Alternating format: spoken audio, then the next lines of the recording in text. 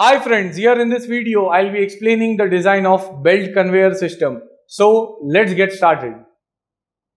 Now here is the question given. Design a belt conveyor system for the following specifications. Number 1, the material to be conveyed, coal. Capacity is 200 TPH, that is tons per hour. Then the lump size of the coal is given. It is 100 mm.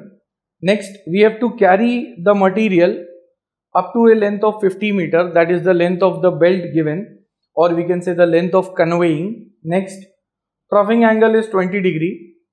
What do you mean by troughing angle? That I'll explain further. And inclination angle, this inclination angle is the inclination of the belt. It is 15 degree given. So for this data, we have to design the belt conveyor system. Now how that belt conveyor system looks like, that I'll explain with the help of a diagram. So here in this diagram we can see the belt conveyor system. First of all, belt conveyor system is used if we want to transfer the material at a relatively longer amount of distance. Means the distance can be from a few meters to up to kilometers. So even if the distance is 1 kilometer, we can transfer the material, and as per this diagram we can easily see that the material is being conveyed on this belt. Next, the conveyed material, it can be coal, it can be clay, cement, concrete, iron ore, gold or gold ore, etc. The material can be anything which we are conveying from one place to another. And like for example in this diagram we can see that the material being conveyed, it is coal, and some more information regarding the belt conveyor system will be explained on this diagram. Now in this diagram, here at first we have a driver drum, also called as the driver pulley, rotating in the clockwise direction. Here is the driven drum, and this belt is inclined as we can see here, and the material is being conveyed up. So that is the convention. At first we have to take, or we have to assume that the material is being conveyed up until and unless it is specified in the problem that the material is conveying down. Always we have to take that the material is being conveyed up. Then here there are some descriptions which we have to see, or we can say some parts which we have to understand before designing the belt conveyor system. Now what are those parts? First of all, I had explained this delta is the belt angle, means the coal is being conveyed at a certain angle. Like for example in this problem, coal is given. L, as we see, L is the center to center distance, or also we can say the distance of conveying. Then here there is this loading hopper. So what happens if for example the coal is falling from this loading hopper, it will fall onto the belt, and in the start we have rollers under this belt. Now since the material would be falling from a certain height, we have impact rollers at the start of the belt. These impact rollers may be 3 or 5 in numbers at the start, and then these impact rollers are going to absorb the shock of the material which is falling, and it will avoid the material from bouncing back. So here we have impact rollers, and further we can have straight rollers throughout, or even the impact rollers can be used. So whichever possibility is there, but at the start compulsory we need to have the impact rollers. Then the material is being conveyed up. At the same time we can see the roller density is more on this top belt. Here this is the top surface of the belt, and here is the bottom surface. So at the bottom we see that there are few rollers. Why? The reason being, the material would always be there on the top side of the roller, top side of the belt, so we need to have more rollers on the top side compared to the bottom side, and here at the bottom the spacing is also more. Then on this driver drum, since the conveying material would be passing, so we need to have a cleaning device. This cleaning device can be a brush, it can be a scraper, that depends on the material which we are conveying. So here is the diagram. We can have such kind of cleaning brush attached to the pulley, so that whatever material is being deposited, it gets cleaned from the pulley. And at the same time we can also have the scraper plates like the one which is showed here. We can have this cleaner, it is cleaner blade or the scraper plate we can say, which is going to scrape the material if the material to be transported is for example it is mud or gravel. In that case, to avoid sticking onto this driver drum, we are having the cleaning device which could clean the material. Then we have snub pulley. See, snub pulley is used to increase the angle of lap of the belt, because the belt should be in contact with the driver drum, or in order to avoid the slipping of the belt, we have the snub pulley which would be increasing the angle of lap. So by using snub pulley, the angle of lap increases and we can avoid the slipping condition. At the same time, here on the driven drum side, we have a take-up unit on which the weights are attached. So by providing these weights, a constant tension is maintained over the belt and the material is being transported without the belt being sagging or becoming loose. So the tensioning unit is used. Then after that, here is the diagram in which the troughing idlers, or we can also say as troughing rollers, which are the impact rollers, they are inclined as we see here, or we can say the rollers which are used on the top side, they are in this shape, inclined at an angle of 20 degree, and this is the standard angle, remember. Next, so the shape of the troughing roller, idler or roller is such that we can keep the material over it, because if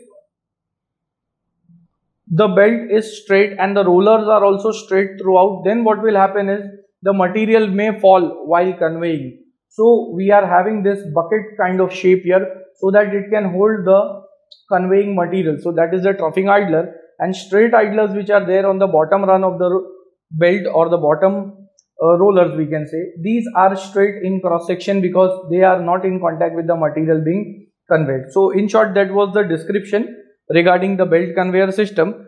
The next part is, here I am giving the diagram. See, this is the way in which the troughing idlers or troughing rollers look like, as we can see here, over which the belt would be there and the conveying material is kept. Also, these idlers, they consist of metallic tubes or rollers, over which here we have these rollers mounted which are going to absorb the shock. And then after assembling, it would look something like this, as we can see in this diagram.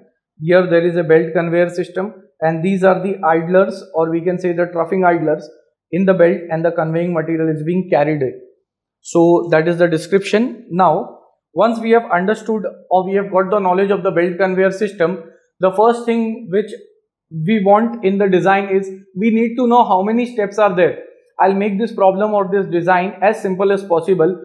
First, by noting how many steps are to be used and what we are going to do in each of the steps. So let's get started with it. So these are the steps which are required.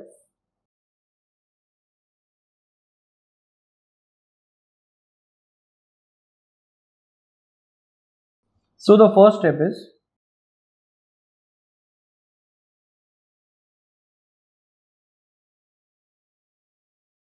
in the first step, we are going to decide, or we are going to finalize how much should be the width of the belt and what should be the speed, or we can say the linear velocity of the belt.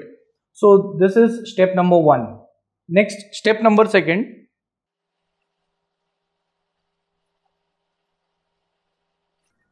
is motor selection, where we are going to determine how much should be the power and the RPM of the motor which is going to drive or which is connected to the driver drum, because here we need to give power only to the driver drum or the driver pulley, and that drum would be driving the driven drum with the help of this belt. So we need to give power to this driver drum. So we have to find the power of the motor in step number 2 and the RPM as well. Next, step number 3 is deciding the belt cross section. So we have to design or find the belt cross section, that is finding the dimensions of the belt. Next, step number 4.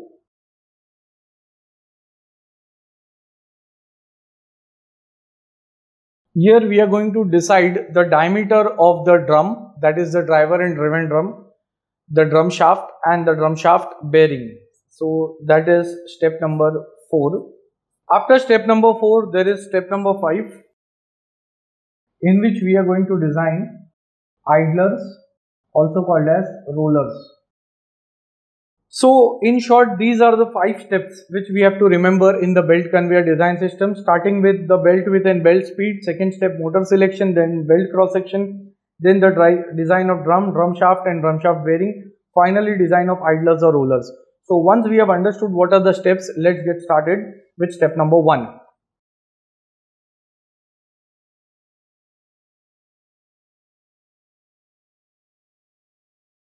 So here we have to finalize how much is the width of the belt and the belt speed. For that we have to read the question, and in this question, if I want to write it in the form of the data, it becomes: the material to be conveyed is coal. Next, the capacity is 200 tons per hour, denoted as capital Q. Then the lump size is 100 mm given. Now, whenever in the problem the lump size is given, lump size means the size of the coal, because here we are going to convey the coal. So the size of the coal is given to us. So that means whenever size is given, it means it is graded material. It is called as graded. It means the coal sizes are fixed. They are of 100 mm having equal size, which are being transferred. Then the length of conveying is 50 meter. The troughing angle is given as 20 degree. So troughing angle I am denoting it as theta, and the inclination angle delta is 15 degree, which we can say it is also the angle of the belt. Now once the data has been understood, and remember that here we have graded material. So how to start the problem for the graded material? Empirically we have a formula in which the width of the belt is given by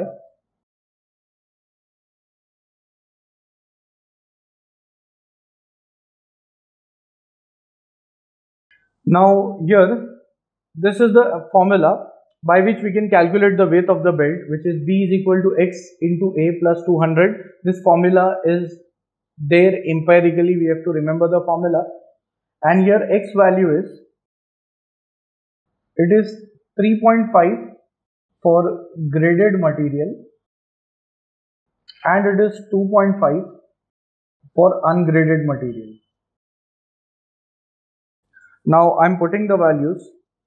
So therefore B is equal to X, since it is graded material, because the size of lump is given, it is 3.5 X value into the size of lump is 100 mm. So therefore the width of the belt comes out to be 550 mm. Now once I have calculated the width by using this empirical formula, now I have to select the standard width of belt from PSG. So therefore, from the PSG design data book, page number 9.20, we can select the standard belt size. So here I am also referring to this PSG design data book. On this page number 9.20, as we can see here, on page 9.20, so allowable belt conveyor speeds. So we have the velocities and as well as the belt width. Now the belt width is starting from 400 mm, then it is 500, 650, 800 and 1000 mm. The answer which we have from the empirical formula is 550. So select the next higher value. So after 500 we have 650. So our value is in between that. So I am going to select 650 mm as the width of the belt, and at the same time here the material are given which has to be conveyed. So the material is coal for us, and therefore 650 mm would be the width and 2 meter per second would be the velocity. So from this reference I get the standard width of belt as 650 mm. Also it is 0.65 meter, and the velocity of the belt is 2 meter per second. Now once I have selected the standard width of the belt and velocity. Here I am going to check if this belt can transfer the required quantity of coal, which is 200 tons per hour. So we have to check if the belt selected can carry this quantity or not. So for that, the reference is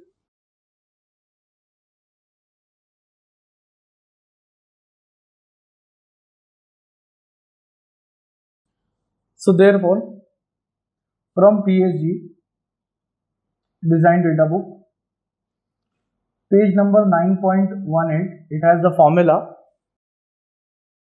Here we have the reference PSG 9.18, and in that we have to use this formula of B minimum, because what is B minimum? It is the minimum width of the belt.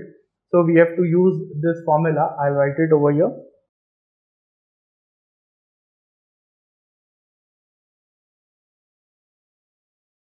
And this I am giving it as equation 1. And in this formula, B minimum is the width of the belt. It has to be taken in terms of meter. Q would be the carrying capacity, or we can say the capacity of the belt conveyor. Then rho is the density. So the density is of the conveying material. Remember, this rho is for the conveying material. So in this case it is coal, so we have to know the value of density. Then C, it is called as the factor for the type of idler, and here in this case we have the troughing idler. Angle is given as 20 degree, and V is the velocity of the belt. So one by one I am going to find the values, starting with the density. So therefore, again using the reference from PSG. So from PSG 9.22, the density of coal, I'll write down.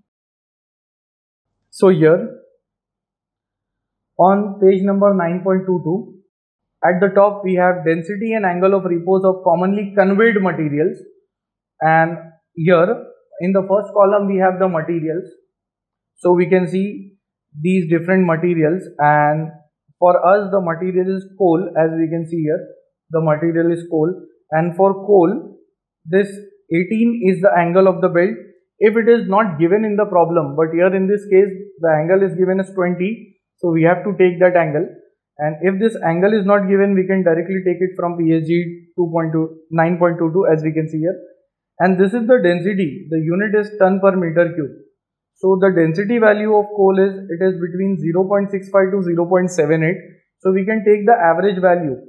So therefore density would become average of the two values, which is 0.715 tons per meter cube. So that's the density of the conveyed material. Next, the value of C.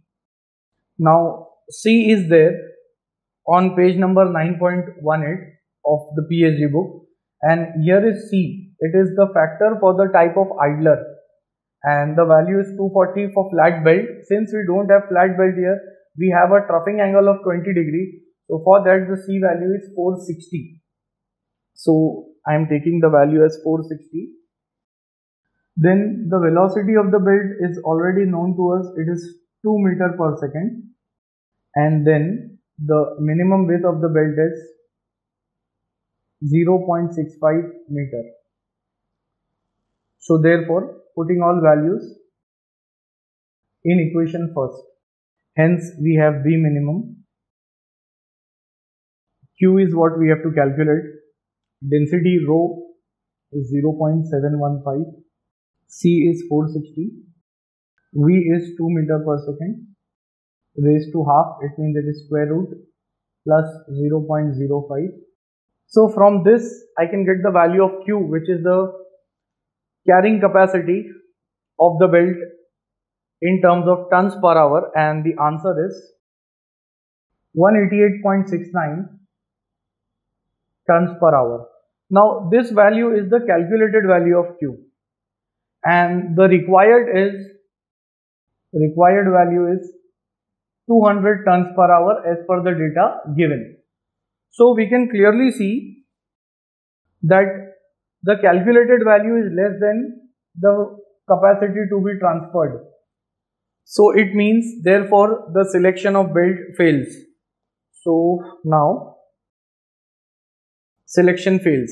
It means the belt which we have selected having width 650 mm and velocity 2 meter per second is not able to convey the required quantity, that is 200 tons per hour, as we can see here. So the selection is failing. Now once the selection fails, we have to go on, means the problem would not stop here.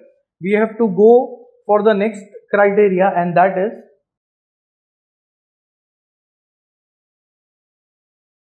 so we have to select the next higher width.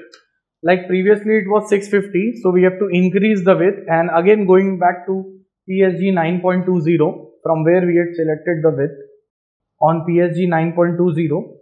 Instead of 650, now the next higher value is 800, so I am going to select 800 mm as the width, and so the velocity will also change from 2, it will be 2.75 Newton per meter per second. So therefore now the next new width would be 800 mm or 0.8 meter, and the new value of velocity will be 2.75 meter per second. Then again for these two values we have to check the carrying capacity of the belt. So again using the same formula like in equation 1, the width would change, C value, density will remain as it is, and the velocity is going to change. So I am putting all the values in equation 1 to get the new value of Q. So therefore where B minimum is 0.8 meter, density is 0.715 ton per meter cube, C value is 460, and now the velocity has changed, it is 2.75. In the numerator we have Q raised to power half plus 0.05. So therefore on calculating, the Q value will come out to be, it is 406.89 tons per hour, and again the required value is 200 tons per hour. So now when I compare, I can say that this calculated value is way much greater, almost the difference is double. So the belt which has been selected now having the width of 800 mm and the velocity of 2.75 meter per second can transfer almost double the amount which is required. So the condition has been met, but we have to check the velocity of this belt. Means if it is carrying this much amount of material, then the velocity should also be in a particular range, means the velocity should not be exceeding the value of 2.75 meter per second.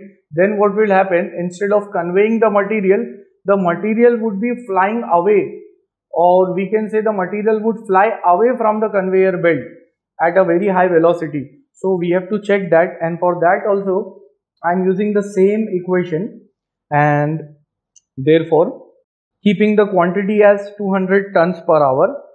So checking the velocity, because the material which would be falling on this conveyor belt system won't be greater than 200 tons per hour as per the requirement. So therefore the belt width is same, density, C value, velocity is what we have to find out, and Q value is 200 tons per hour because that is required.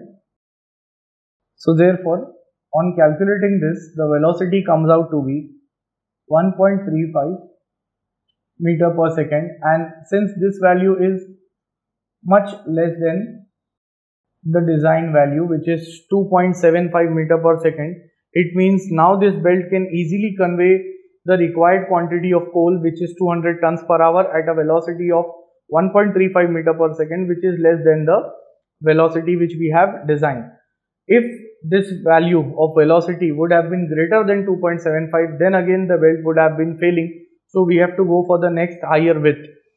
So now in this case the selection is okay, and therefore the final width and velocity would be belt width as 800 mm and the velocity of the belt is 1.35 meter per second.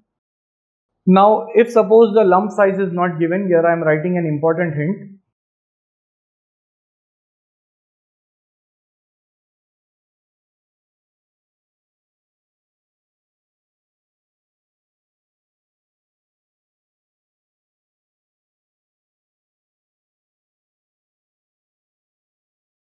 So here I have written an important hint that if the lump size A is not given, then we directly cannot use this formula of width.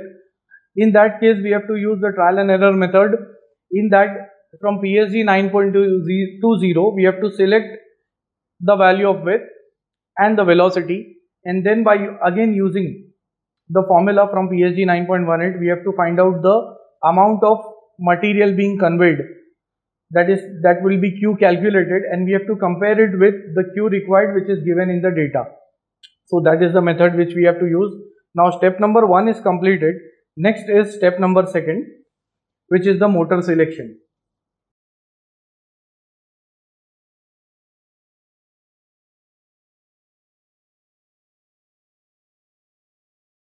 Now for motor selection, first we have to reach on PSG 9.18 again. So therefore,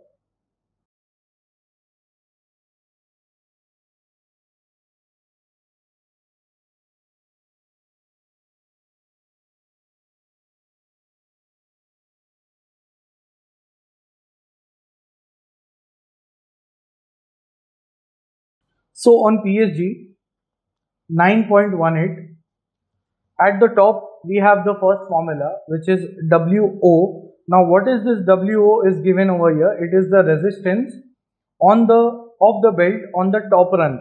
The unit is kgf, so that is the force which is acting on the top of the belt. The formula is CFL G suffix into bracket G suffix G plus G suffix B cos delta plus GRO plus or minus. Now this plus or minus will depend upon the conveying direction. We have to take negative, that is minus, for conveying down.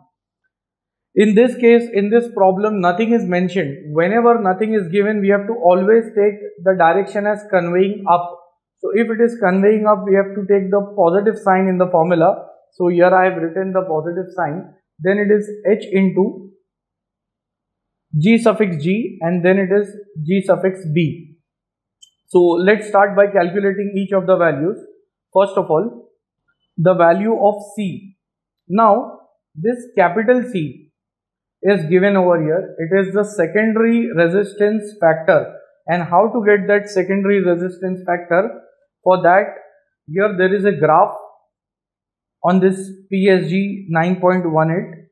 Now from this graph we can get the value of C, and I have it on the enlarged scale. So I'll explain it. Here on this graph we have the coefficient C versus the length of the belt, which is the conveying length, and whatever the data is there on this graph is being tabulated over here. So in this table, the length of the belt are given starting from 3 meter, and in our case the length is 50. So for 50 meter length, here the C value is 2.2, as we can see here, for 50 meter length. So C value is 2.2, and I am keeping it as the second equation. C is 2.2. Then next is the value of F. Now F is the friction between the idler and the belt. So that values are 0.016 to 0.018. It is for non-portable conveyors with good idlers, and the value is 0.02 for standard conveyors. So we have to select the value always for the standard conveyors, and it is 0.02. So that is the small f value. Next, L is the length of the belt, which is 50 meters. Then after that, G suffix G. Now what is that? Onto this same PSG 9.18, G suffix G. It is specified as weight of the conveying material per meter length. The unit is kgf per meter, and it is also denoted as small q. I have written here small q. So that is the weight of the conveyed material. In this case it is coal for per meter length. It means on 1 meter length of the belt, how much is the load acting of the conveyed material. So that is denoted as small q, and for that we have to go on PSG 9.23. Here on PSG 9.23, there is this formula of small q, which is capital Q upon 3.6 V, and that is G suffix G. So therefore, from PSG 9.23, G suffix G is equal to small q, it is capital Q upon 3.6 into V, which is the velocity of the belt. Now Q is in terms of tons per hour, that is 200 tons per hour. 3.6, the velocity is finalized as 1.35 meter per second. So on calculating this, the answer comes out to be 41.15. The unit is kgf per meter. So that is the value of G suffix G, and remember, whatever we are doing, it is for the motor selection. It means we have to select the power as well as the RPM or the speed of the motor which would be driving the driver pulley or driver drum. Then after G suffix G, there is G suffix B, which is again on PSG 9.18. We can see G suffix B is the weight of the belt. Previously G suffix G was weight of the conveyed material. Now G suffix B is weight of the belt per meter length. Unit is same, kgf per meter, and this we can get it on the opposite page, that is on PSG 9.19.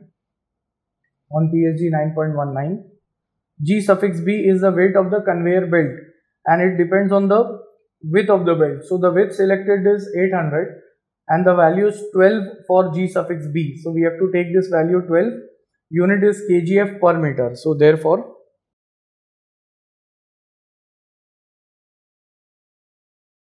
it is 12 kgf per meter. So that is the weight of the belt per meter length, and G suffix G was the weight of the conveyed material on per meter length.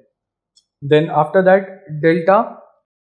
Delta is the angle of the belt given as 15 degree in the problem.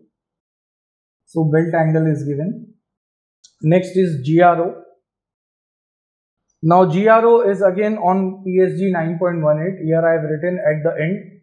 GRO is the weight of the troughing idlers on the top run, because troughing idlers are used on the top run of the belt per meter length in terms of kgf per meter, and it is on PSG 1.9. The formula is WR upon S. In the older PSG, this formula was not there, so I have written it, but in new PSG we can find, in the new edition, this formula is already given.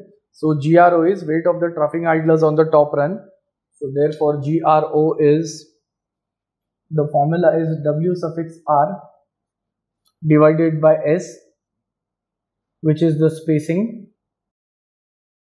Next, W suffix R and these S values, they are also found in PSG 9.19, both of them.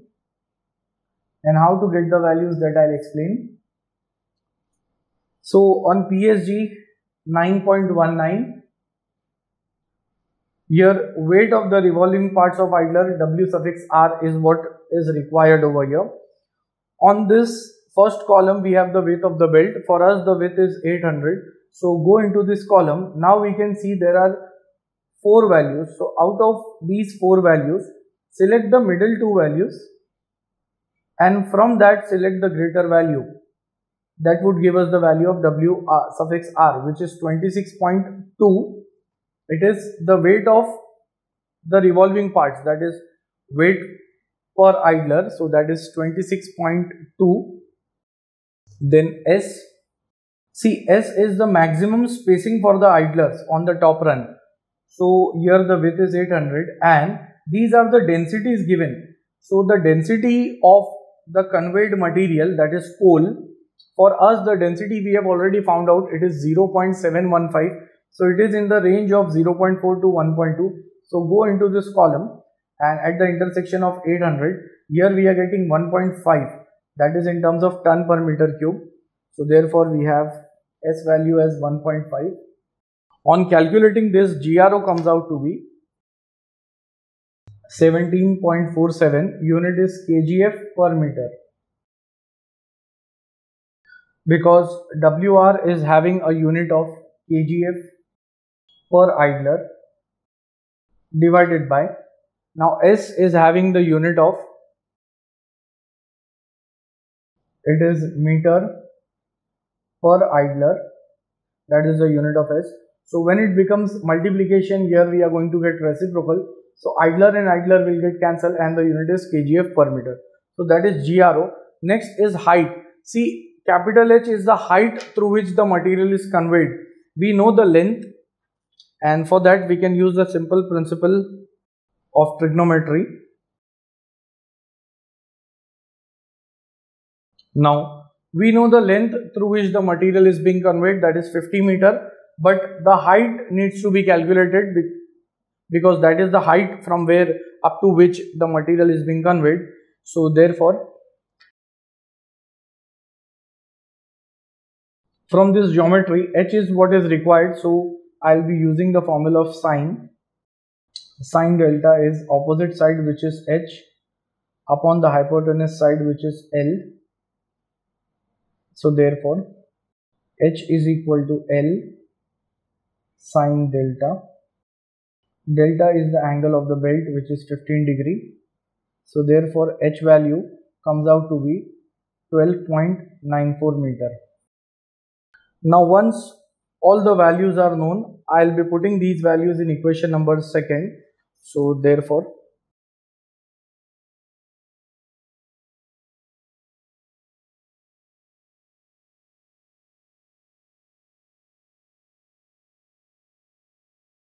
so when after calculating this, the WO answer comes out to be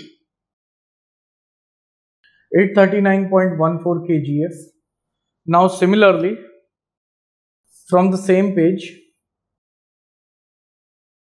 that is from PSG 9.18, the way I have calculated the resistance of belt on the top run, I am going to calculate at the bottom run as well.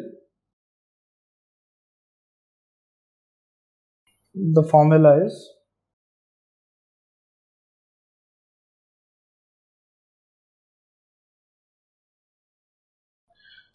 that would be equation 3.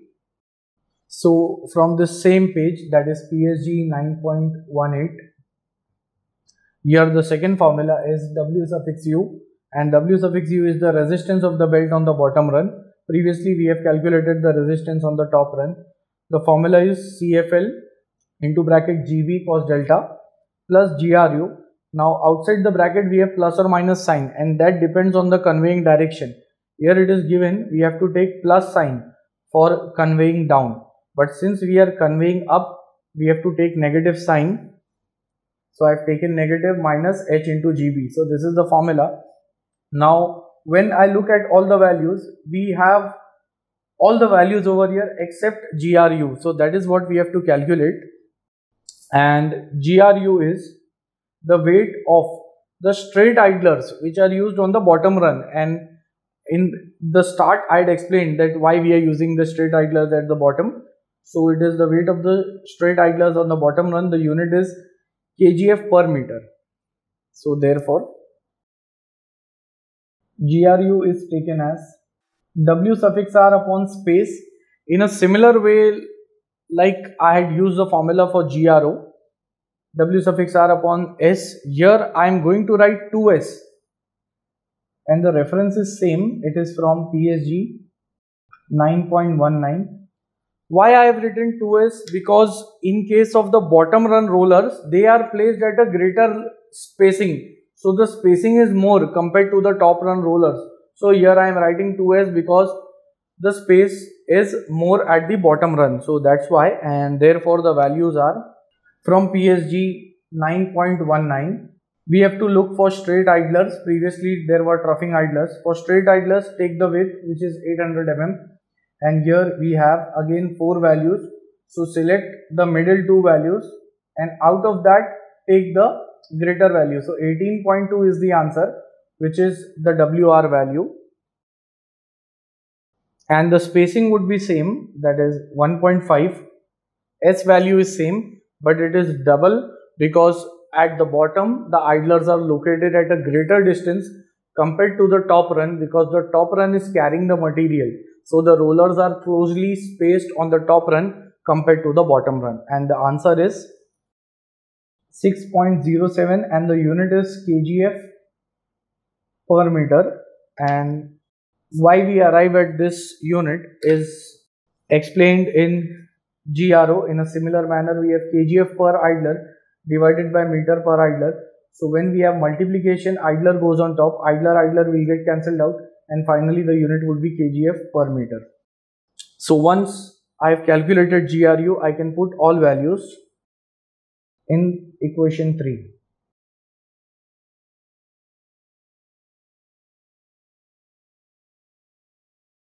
So therefore W suffix U value will come out to be minus 116.43 kgf, and this negative sign indicates we don't need to apply the force. It means the material will fall due to gravity. So that is why the force on the bottom run is negative, because the material is falling through gravity, and therefore the total resistance on the belt, again from PSG 9.18, P is equal to the total resistance on the belt, weight on the top run plus weight or resistance on the bottom run.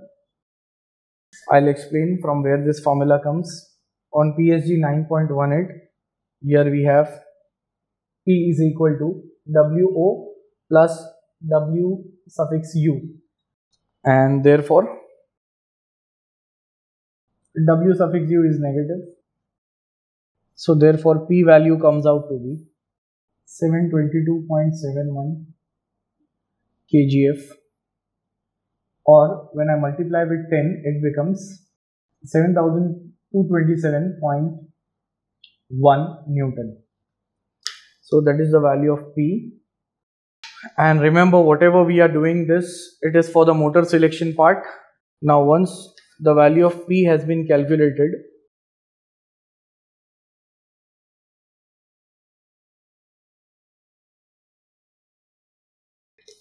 now from PSG 9.18, here we have this formula HP of drive. HP is equal to P into V upon 75. Now previously this mechanical efficiency was not there in the older PSG version. It would be there in this updated version of PSG design data book. So here we have mechanical efficiency in the denominator. The formula I have written it over here. So therefore, putting the values, P should be in terms of kgf, velocity in terms of meter per second, mechanical efficiency we can assume it to be 85%, so that becomes 0.85, that is assuming mechanical efficiency as 85% or 0.85. We can either assume 85% or even 90%, that is also correct. Now from this, the horsepower of the motor comes out to be 15.30 HP. Next, I'll convert it into watts. So therefore, the motor power, because 1 horsepower is 734.4 watts, so therefore it is 15.30 into 734.4. So therefore the motor power comes out to be, I'm writing it as MP capital, it is 11.24 into 10 raised to 3 watts, or we can say 11.24 kilowatts. Then after getting this motor power, I have to select the standard motor power. So therefore, from PSG 5.124, we have to select the standard motor power. So here we have PSG page number 5.124, and in this column, the first column is having power in terms of kilowatt. Now we see here we have 11 kilowatts. After that we have the power in the range of 11 to 15, as we can see here. Since our answer is 11.24, so it is very much close to 11 kilowatts. So I have to select the standard power as 11 kilowatt, but it is available in 3 different speeds, as we see here: 1000 RPM, then there is 1500 RPM, and then there is 3000 RPM. So how to select that?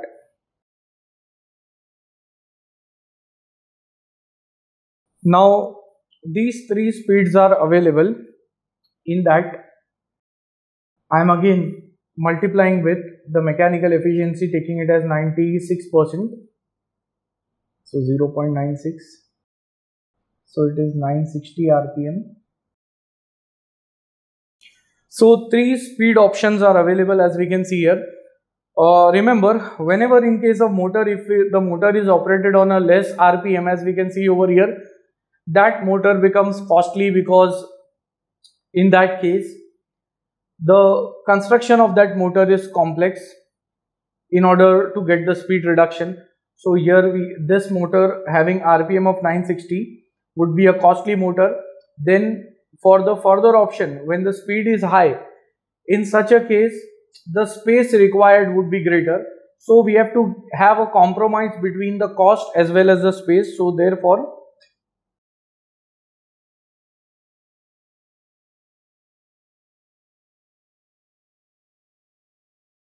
selecting a standard motor of 11 kilowatts power and having a speed of 1440 RPM as a compromise between the cost and even the size or compactness of the gearbox and motor, because whenever these conveyor belts are used, they are used in that space, and mostly coal, in order to convey it would be used in the mining application. So there the space requirement is not a problem.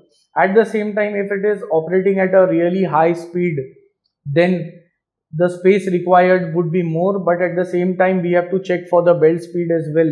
So in order to compromise for that, select the intermediate speed, which is 1440 RPM. Now that completes the step number second.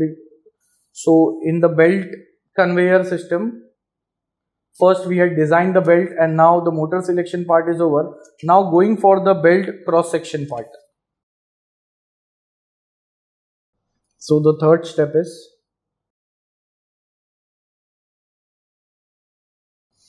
step 3 is deciding the belt cross section. For that, the first thing required is the maximum tension in the belt.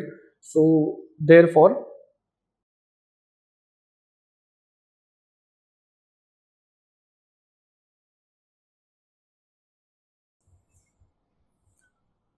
from PSG 9.18, again, here is the formula of the tensions in the belt. So we have the head drive, or we can say the driving pulley. For that, T1 is P into bracket e raised to mu into alpha upon e raised to mu alpha minus 1. Now in this case, this minus 1 is not in the raised to power, as we can see here. The formula is written over here, so we have to check it. Next, mu is the coefficient of friction. Coefficient of friction between belt and pulley. The value is between 0.1 to 0.4. So it is better to take the average value, because nothing is specified about the coefficient of friction. The average of 0.1 and 0.4 would be 0.25. Then alpha is also there. Alpha is the angle of the snub pulley. Snub pulley I had explained in the beginning. It is used for increasing the angle of lap. So here we can see, previously I had explained, snub pulley is used to increase the angle of lap for the given belt. So this is the angle of lap, denoted as alpha. So here, so alpha is the snub pulley angle, which is taken as 240 degree, the standard value. Therefore, in terms of radian, multiplied by pi divided by 180, so it comes out to be 4.19 radians. Now putting all values to get T1, P should be kept in terms of Newton. So therefore, P is 7227.1. E raised to mu is 0.25. As I have said, take the average value. Alpha is 4.19. Put in terms of radian, minus 1.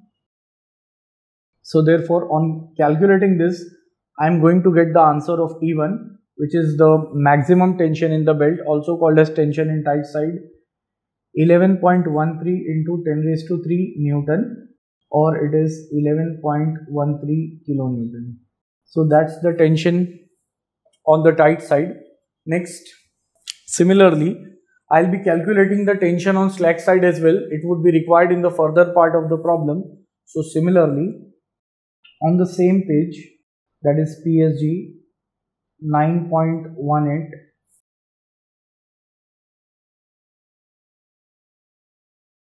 So on PSG 9.18, here we have the formula of T2, which is the tension on the slack side.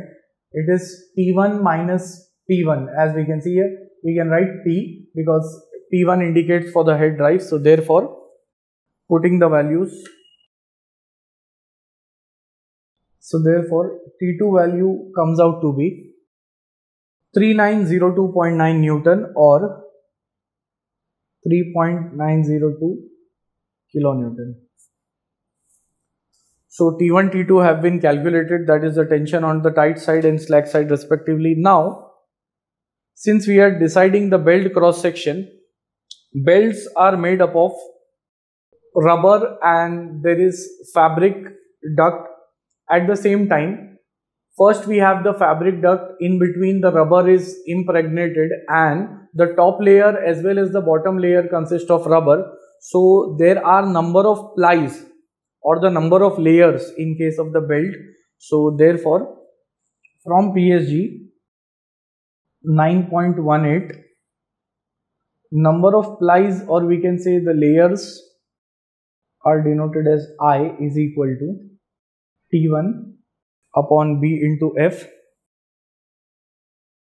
So going on to the same page, that is PSG 9.18, at the bottom, see the last formula, which is I is equal to T1 divided by B into F. So this is the formula for the number of plies, where T1 is the maximum tension in the belt. We have found out B is the width, it should be in terms of mm, and F is the working tension of the belt. For 1 mm width, it is in terms of kgf per mm. And how to get this small f value, that I am going to explain it over here. So first,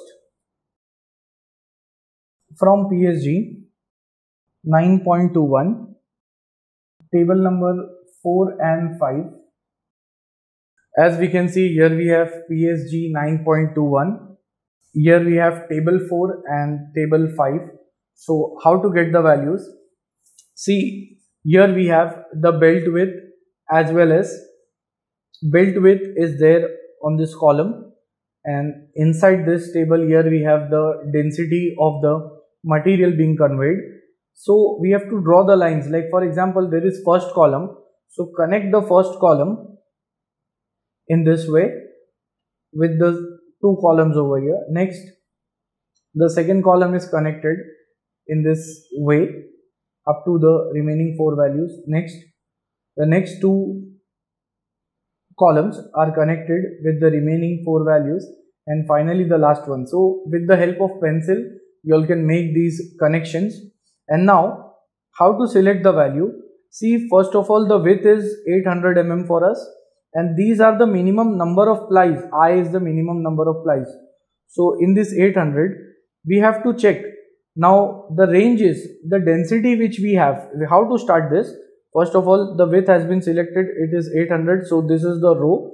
Now to decide which column we have to go into, check for the density. The density of the conveyed material is 0.715 tons per meter cube. It is in this first range, so first column. Now we have 2 values, 28 and 32. These are called as O's. That it is the designation of the belt fabric.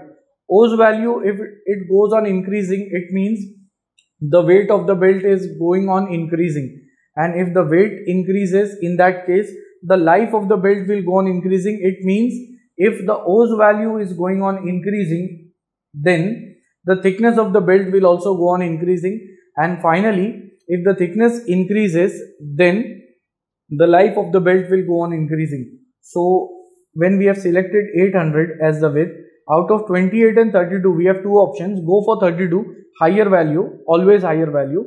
Next, in this, reach up to the value of, here we have 800 and the minimum plies are 4.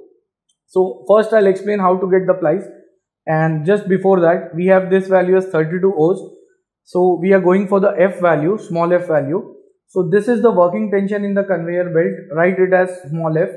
And for 32 O's we have vulcanized joint and gravity take up. So we have to assume that here in this case it is a gravity take up, that is the tensioning has been adjusted with the help of gravity take up. And vulcanized joint means the method of connecting the belt is either we can connect it with the help of bolts, because belt won't be in a single piece. Like for example, if we have to transfer the material up to 50-meter length, as in this case in this problem, then there won't be a 50-meter belt in a single piece. We have to use different sections or different lengths of the belt and connect them. So the connection method is either by belting, or we can vulcanize the belt throughout as mentioned here and take the value of 32 O's. So the value is 0.62 of small f, as we can see here. So therefore from table 4 and 5 we get small f as 0.62. Again I'll explain how to get the values. First go for the density, decide which column we are in, and from that column here we can see the directions, and out of the two O's values select the higher value, and we have to reach up till here, that is 32, and then go into this table 5. For 32 O's and vulcanized joint the value comes out to be 0.62. Now therefore the number of plies would be, this T1 should be kept in terms of kgf. In terms of Newton the value is 11.13 10 raised to 3 Newton. So that would be 11.13 into dividing by 10 raised to 2 kgf. Then the width of the belt, capital B, in terms of mm, 800 mm. Small f is 0.62. So therefore I calculated is 2.24. So we have to check if the number of plies are greater than or less than this calculated value. For that, going into the same PSG 9.21, and in this table here minimum number of plies are given. So for 800 the minimum number of plies, and for 32 O's it is 4, and the calculated value is 2.24. So it means minimum number of plies should be 4 for 32 O's. So therefore from PSG 9.21 the minimum number of plies are 4 and the maximum number of plies are also given in 32. Here maximum plies are 7. Now if suppose the calculated value would have been greater than the maximum value, that is if suppose this would have been 8, then we would have taken the maximum value as 7. But since this value is less than minimum, so we have to start with the minimum value, which is 4. So now the number of plies are fixed. The number of plies we are going to take it as 4. Maximum is to be taken if this value exceeds the maximum value. If it is 8, 9, 10, then we have to take the value as 7 as the number of plies and then do the further calculation. Now therefore I'll write the thickness of the belt is given by, once the number of plies are decided, it is I, that is the number of plies, into 1 mm, which is the thickness of each ply. Like for example we have 4 plies or 4 layers, so each layer would be having a thickness of 1 mm plus, so this is the formula to get the thickness of belt.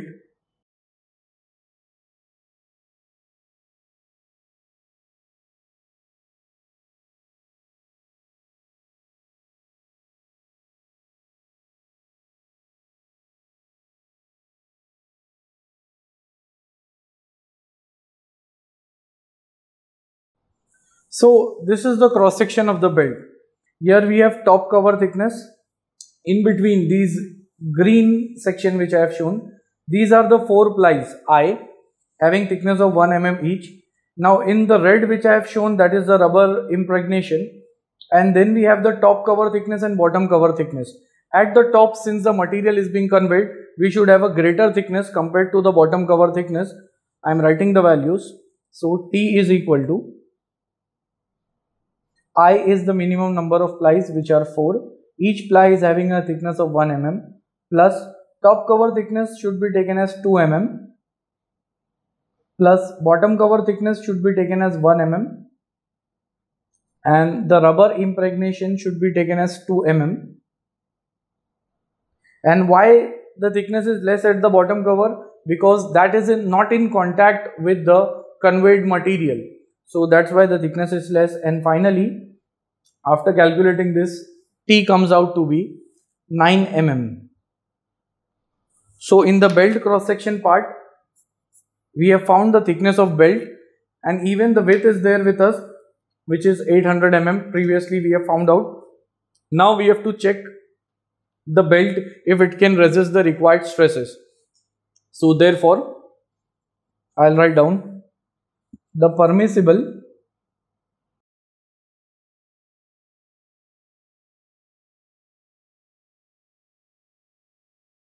Now these two values we have to remember, that is the permissible tensile stress for the belt material is 5 Newton per mm square, whereas the Young's modulus or the modulus of elasticity is 100 Newton per mm square.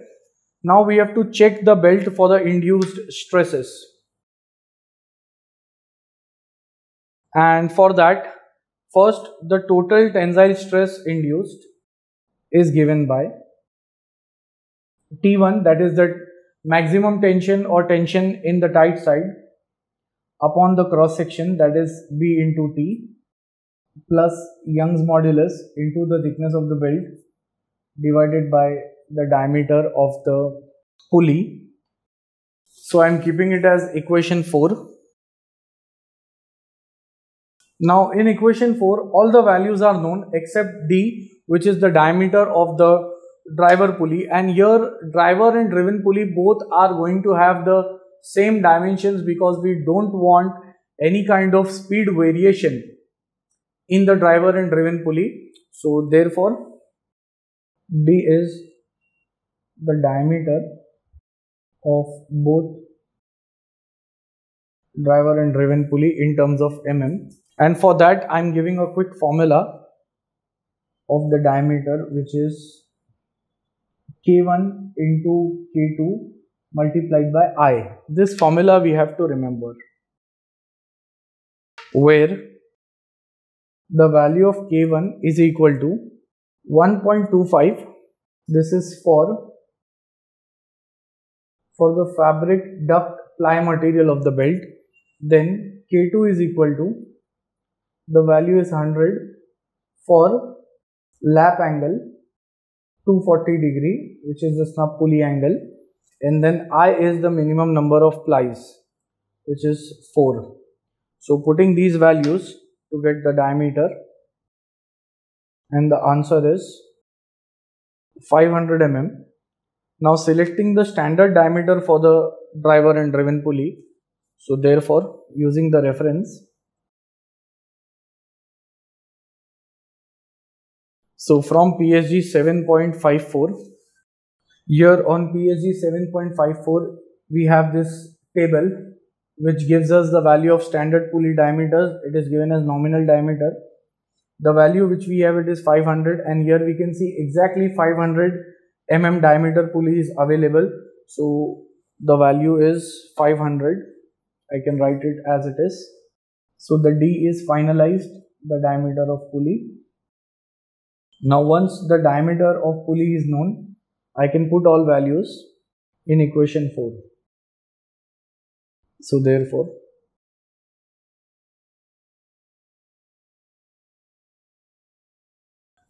the tensile stress value is 3.35 Newton per mm square. So comparing it with the permissible tensile stress, which is 5, so this value is less than the permissible value, which is 5 Newton per mm square. So therefore the belt is safe under tension. And here also I am giving an important note, that if the stress would have been greater than 5, then what we have to do? So if the belt fails, then select So here is this hint that if the value of stress would have been greater than 5, again we have to go to PSG 7.54, and instead of 500 value, select the next higher value, which is 560, and then check for the given stresses. Because when we look at the stress formula, stress is inversely proportional to the diameter. So the moment we go on increasing the diameter of the pulley, then the stress would be reduced considerably, because they are in inverse proportion. And so now it is safe under tension. We have checked the belt. So that completes the step number 3. Now 2 steps are left, that is step number 4, which is the design of drum shaft and selection of bearing, and step number 5 is the design of idlers. So starting with step number 4.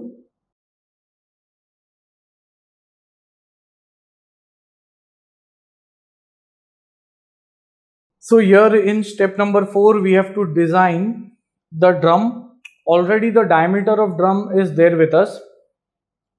We want the width of the drum, then drum shaft and the drum shaft bearing. So first is the cross section of the drum.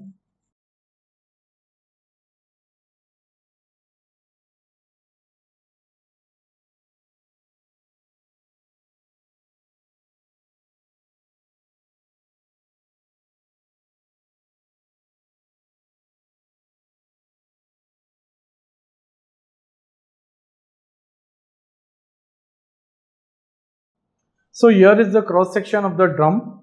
This is the driver pulley, or we can say even the driven pulley, because both are having the same dimensions, over which the belt is mounted. Belt is having a width of 800, that has been decided in step number 1. Next, the drum is having a diameter of 500 mm. Its thickness is assumed to be 8 mm, which is called as the wall thickness. Now we have to find out how much is the width of the drum, leaving some amount of clearance. So therefore,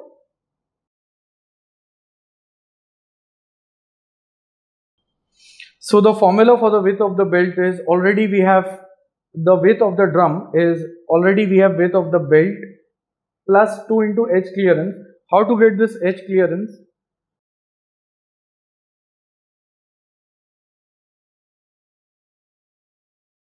So these are the 3 values for H clearance, depending upon the width of the belt. If the width is less than equal to 650, we have to take H clearance as 50. If the width is greater than 1000, then we have to take H clearance as 100 mm. But since the width is 800 mm, it is in between this range. So therefore H clearance has to be taken as 75 mm. So therefore the width of the drum would become, which comes out to be 950 mm. So here the design of drum is completed. Now going for the drum shaft, because this drum would be having a shaft in between. So within this step, I'll draw the diagram for the shaft.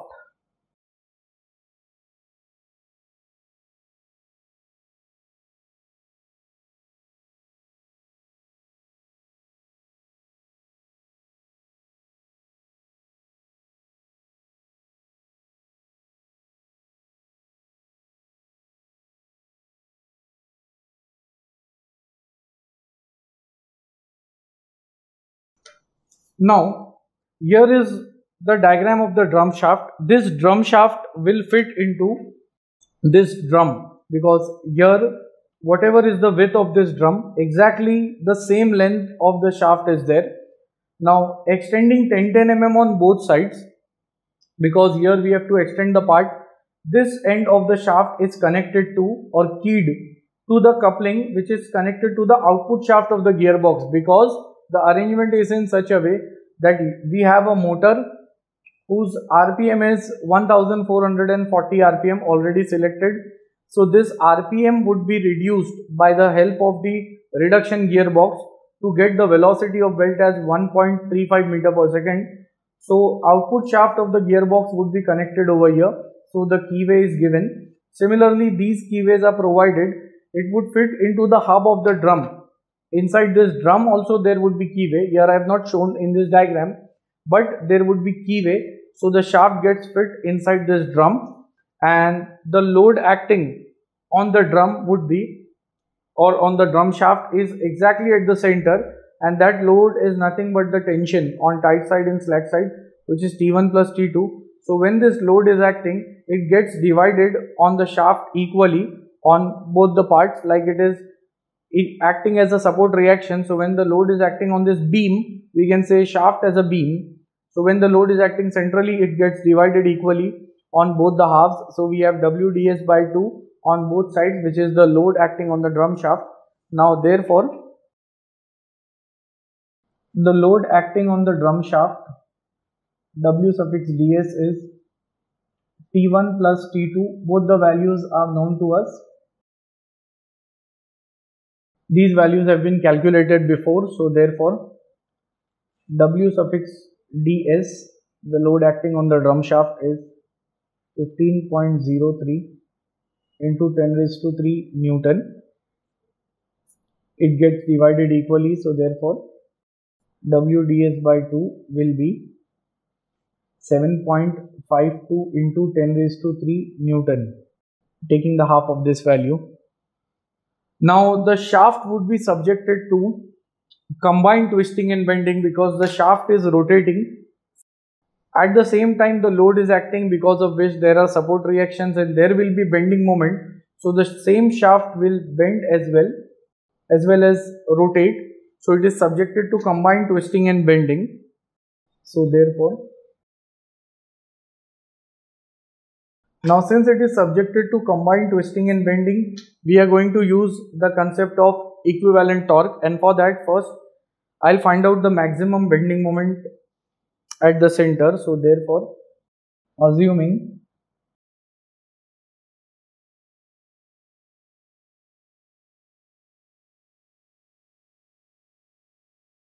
for simply supported beam with point load at the center, the maximum bending moment is given by WL by 4. And how to get that? It is very simple. Since the support reaction here is WDS by 2, or we can simply say W by 2. So when I take the moment at the center, because at the center it will be maximum bending moment, shaft is bending in this fashion. So therefore it is W by 2 into L by 2, which gives me the answer as WL by 4. W value is 15.03 into 10 raised to 3 into the length is 950 mm, already calculated, equal to the width of the drum, divided by 4. So therefore the maximum bending moment will come out to be 3.57 into 10 raised to 6 Newton mm. And now once the bending moment is known, now I have to get the twisting moment, that is the torque. So therefore power transmitted by the shaft, it is 2 pi nt upon 60. So N is the RPM, power is already known to us, it is 11 kilowatts. So 11 into 10 raised to 3. Now how to get this N value? For that I am keeping this as equation number 5, and therefore the peripheral velocity of the drum or the shaft is given by, also we can say the belt speed, it is pi into d n upon 60.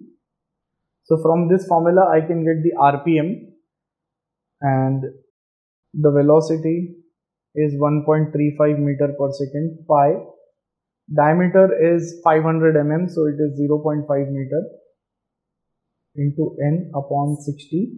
On calculating this, I am getting the answer of n as 51.57 RPM. So putting all values in equation 5,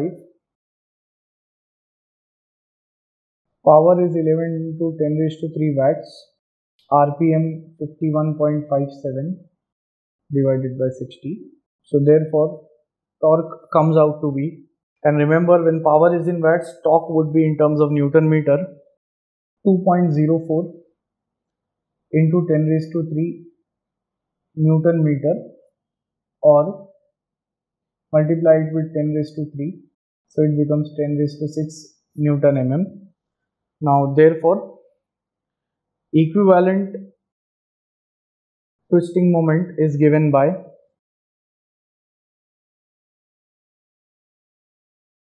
so this is the formula for equivalent twisting moment, where Kb is the shock and fatigue factor for bending, which is taken as 2, shock and fatigue factor for bending, and Kt is the shock and fatigue factor for twisting, taken as 1.5. so putting the values over here,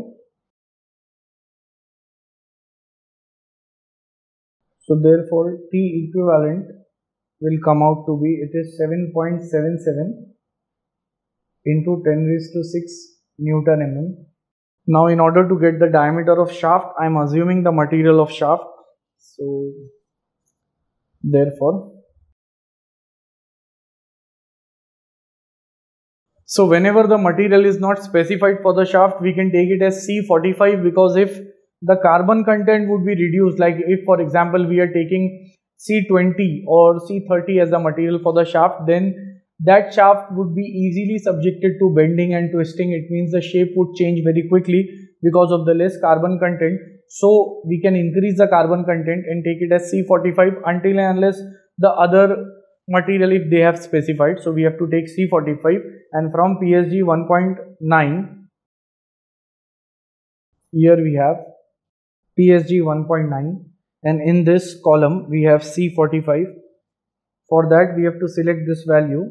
Here yield stress is given, but the unit is kgf per mm square, so it is 36. The yield tensile stress is 36 kgf per mm square, multiply by 10 and it becomes 360 Newton per mm square. Now stress value won't be this much high because it is the yield value. So when the shaft is subjected to this much amount of stress, then it can fail or it can break even though the load is removed. So we have to avoid so much stress in the shaft. So for that, assuming factor of safety as 4, so therefore the permissible tensile stress would be sigma yt divided by FOS, that is 360 by 4.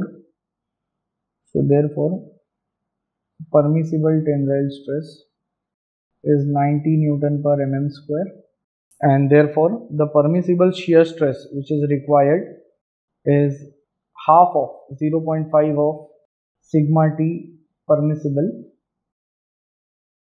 so it is 0.5 into 90, and therefore tau permissible will be 45 Newton per mm square. Now therefore, since the shaft has keyway, so considering the effect of keyway, tau permissible would be, again reducing it, so 0.75 into the tau permissible which has been calculated previously, so 0.75 into 45, and finally the tau permissible value would be 33.75 Newton per mm square. Now we have to use this value of the permissible shear stress for designing the shaft. So therefore I can write down T equivalent is given by pi by 16 into ds cube, which is the diameter of shaft, into tau permissible. And this formula comes from the strength criteria for shaft, that is T by J is equal to tau by R. Next, therefore putting the values, T equivalent is 7.77 into 10 raised to 6 is equal to pi by 16 ds cube into the permissible tau, which is 33.75. So on calculating this, I am getting the shaft diameter as 105.45, so closer to 105 mm. I am writing it as 105 mm, so that is the diameter of shaft. And at the same time, we can see that we have found out the diameter of shaft, which is considering the maximum bending moment at the center. So this is the diameter of shaft. Here we are seeing a stepping. This stepping is given so that the bearing can be fixed over it. So therefore,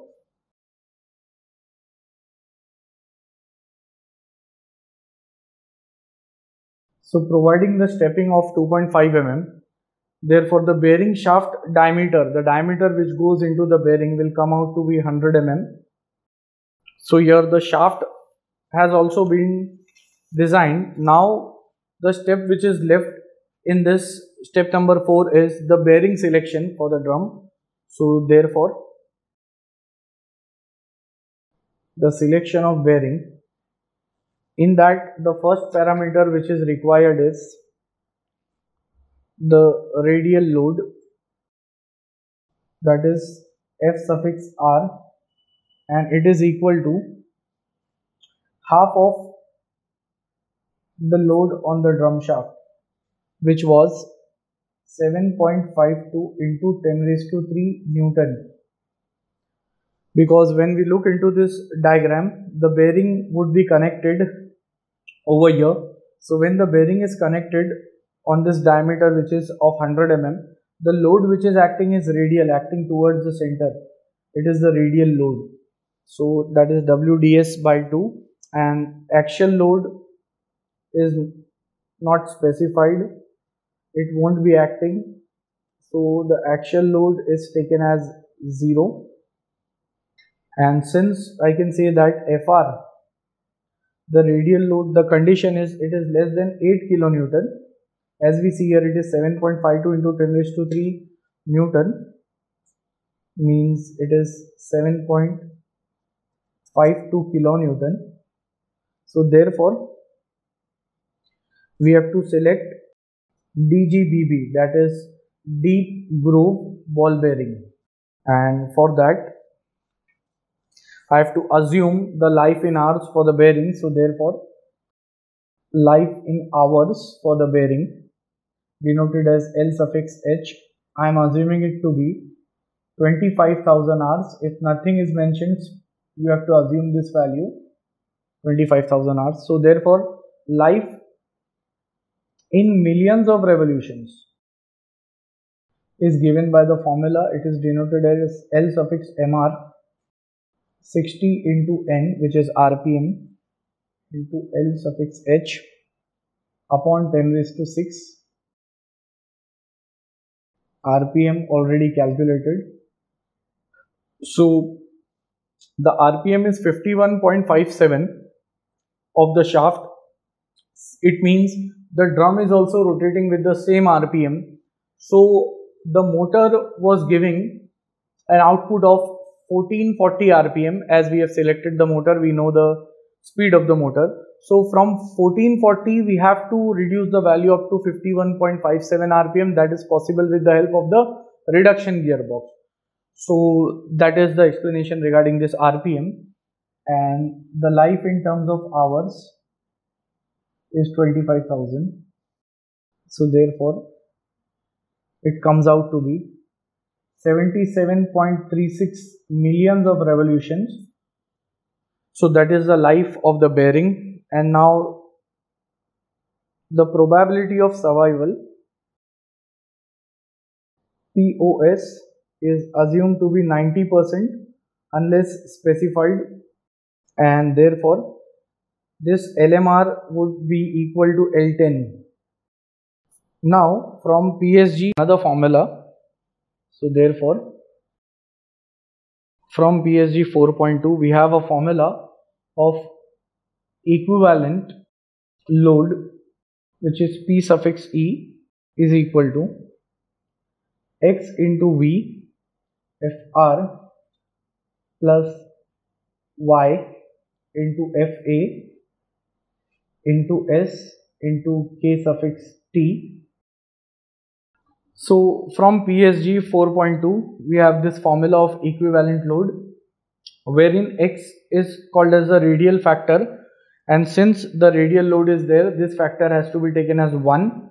Next, here V is for inner race rotation, and that is also taken as 1. So X value would be 1 for radial factor, V value would be 1 for as the inner race rotates. Because we don't have outer race rotation here, it means when the shaft is there inside the bearing, then bearing is fixed and the shaft is rotating, so there is inner race rotation. So therefore V is equal to 1. Fr is the radial load, we already have the value, which is 7.52 kilonewton. So I am just going on putting the values. X is 1, V is for inner race rotation, radial factor, radial load is 7.52 kilonewton plus Y into Fa. Now since Fa is 0 because axial load is not present, so Y into Fa becomes 0, where Y is the thrust factor. Since axial load is not there, so thrust is also not there. Then S is the service factor. It has to be taken from PSG 4.2. Here service factors for bearing carrying geared shafts are given. Now for rotary machine with no impact, it is 1.1 to 1.5. So yes, it is a rotary machine, it is not a reciprocating machine, and here we don't have hammer mills, so the value should be in the range of 1.1 to 1.5. Better to take the average, so the average comes out to be 1.3. so service factor has to be taken as 1.3, and K suffix T is the temperature factor. It is the temperature factor, and since nothing is specified about the temperature, we can take that factor also as 1. So therefore on calculating this, I am getting the equivalent load, and my answer is 9.78 kilonewton. And therefore after reaching up till here, calculation of dynamic capacity of the bearing, the formula is L10 is equal to, it is C upon P suffix E raised to the power K. Now this formula is also there on PSG 4.2 over here, where we have to take K value equal to 3 for ball bearings and K equal to 10 by 3 for roller bearings.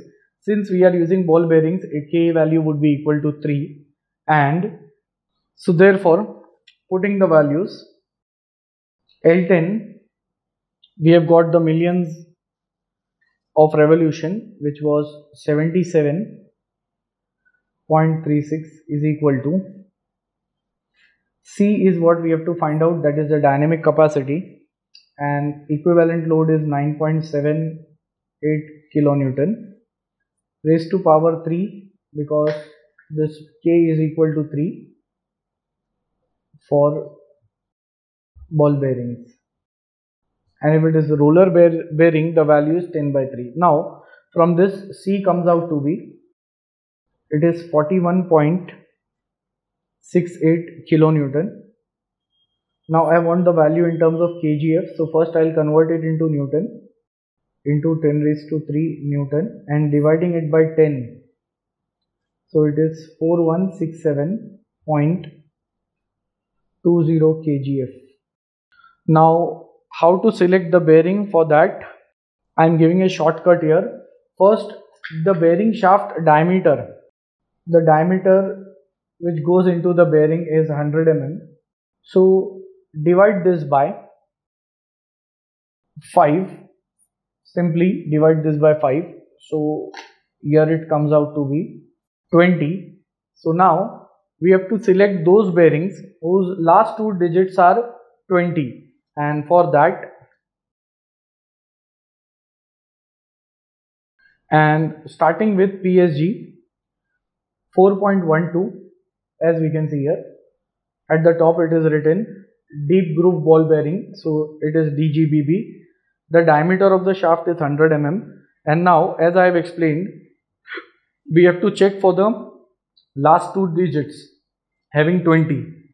So the bearing selection would be SKF series, last two digits should be 20, so here we have, it is 20, so it is 6020. This is the bearing number, and corresponding to it we have to select the dynamic capacity, so I am writing it over here. I am writing the bearing number and the corresponding dynamic load, which would be in terms of kgf. Bearing number first which is selected is 6020. Corresponding to it, the dynamic load is 4750 kgf. Next, on PSG 4.13, again the last two digits should be 20.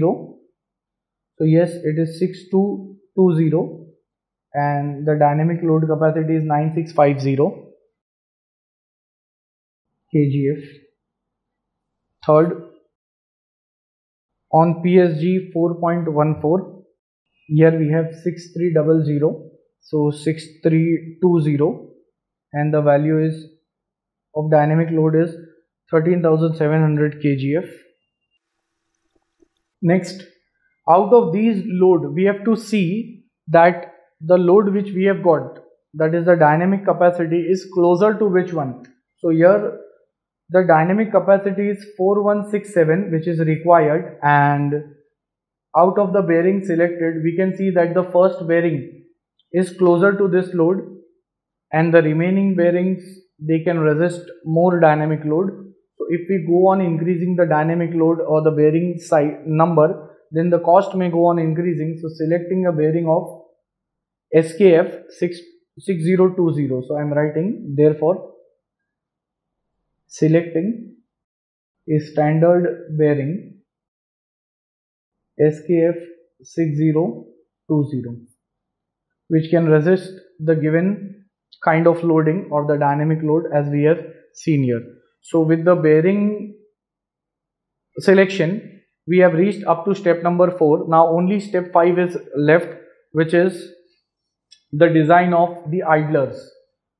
So here step number 5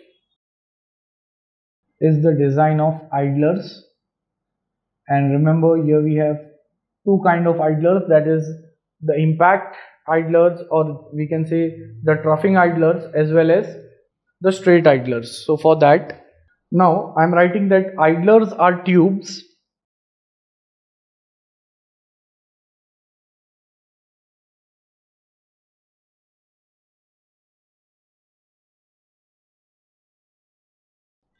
now the idlers are tubes having outer diameter 140 mm and their inner diameters are taken as outer diameter minus 2 into wall thickness. So the thickness of the idlers are 6 mm. Inner diameter comes out to be 128 mm, and the bearing which would be fitted inside that idler is having a diameter of 20 mm. And now, since the top idlers are carrying the material, so they are severely loaded compared to the bottom idlers. So we are going to design the top idlers, in this case the troughing idlers. So here I am going to mention the point.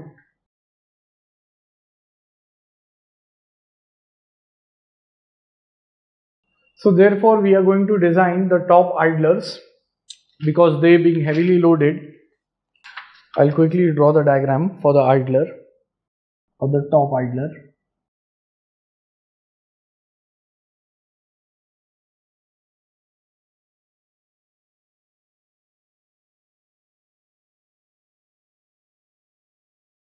Now the lengths would be kept same of these rollers. At the same time, since we can see that the middle roller would carry the maximum weight of the conveyed material, so I can assume that 70% of the load is carried by the middle idler and remaining 30 is divided equally 15% on the remaining two idlers. Now therefore the total weight for one set of troughing idlers is W suffix T is equal to, it is G suffix B plus G suffix G. We have seen previously, G suffix B is for the conveyed material, G suffix G is for the belt, plus GRO, that is for the troughing idlers, into the spacing denoted as S. Now previously we have calculated for the top run GB value was, and even for the bottom run it was 41.15 plus G suffix G value for the belt was 12. So you all can refer the video previously in which way I had calculated GB and G suffix G. It was there in step number 2 in the motor selection part. GRO 17.46 into the spacing we have to keep it as 1.5. It is in terms of meter per idler. So therefore on calculating this, W suffix T value will come out to be, it is 105.92. Unit is in terms of kgf. Now therefore here I have calculated the weight which is carried by these idlers, and the next thing is we have to find the length of the idler. So therefore length of idler is given by the formula. It is 3L is equal to B plus 2 into end margin, or we can say end clearance, because B is the width of the belt which would be there on this idler and some amount of clearance is left. So therefore the width is 800 plus clearance can be taken as 50 mm. So therefore the length of idler will come out to be 300 mm. And once the length of the idler is done, so the same length would be kept for the remaining idlers as well. And as I had explained, 70% of the load would be there on the central idler and remaining 30% would be divided equally on the other two idlers. So here this was the design of the complete belt conveyor system, divided into 5 simple steps which I had explained, and with that the design of the belt conveyor system gets completed, and whatever was seen in these diagrams we had designed. So that was the end of the problem. At the end, if you all find my videos helpful, you all can like, share, comment and subscribe our channel and share it amongst your family and friends. Thanks for watching.